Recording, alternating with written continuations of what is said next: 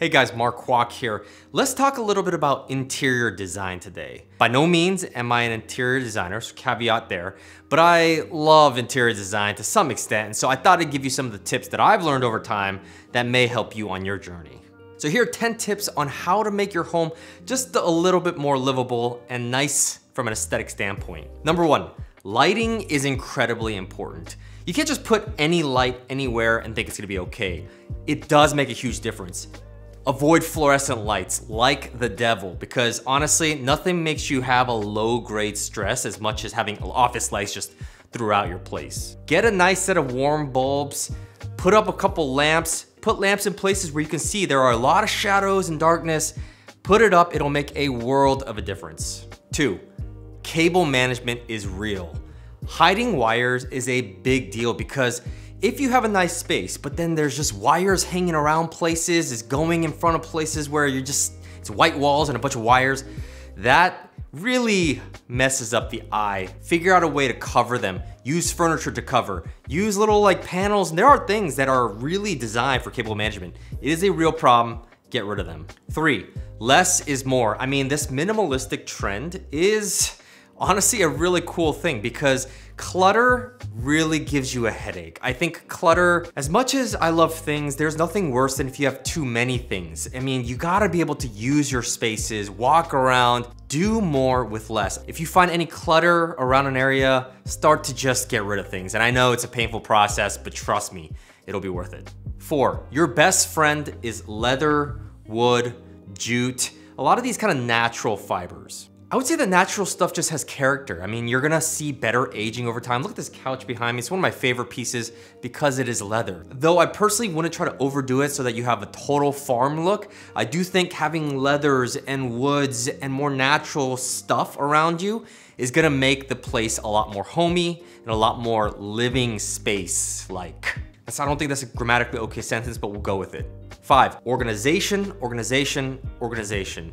Get storage boxes and things like that just to organize your stuff. It will make you feel a lot better and you can be able to then maintain better too. You wanna put your socks somewhere, it's in a little basket. Boom, you put it there. If it's just kind of all over the place, you end up making more messes over the long haul. Organize your things, get as many of these storage boxes as you can. 6, I have a whole video about this, but get some plants. I'll link it up here or here.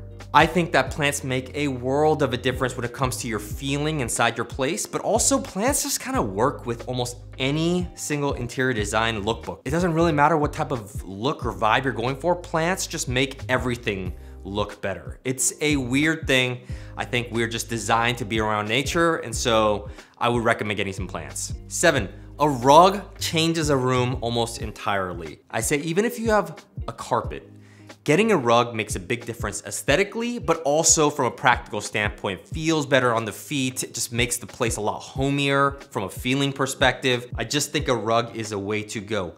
If you have hardwood floors, it's gonna make a lot of difference also acoustically and just from a design standpoint. Also, don't be shy about the size. Get as big a rug as you can, especially because it'll make a statement in any room. 8, don't be shy to put things that you think are aesthetically pleasing, and these are everyday household items like, for instance, moisturizer or a book or some sort of knickknack or doodad.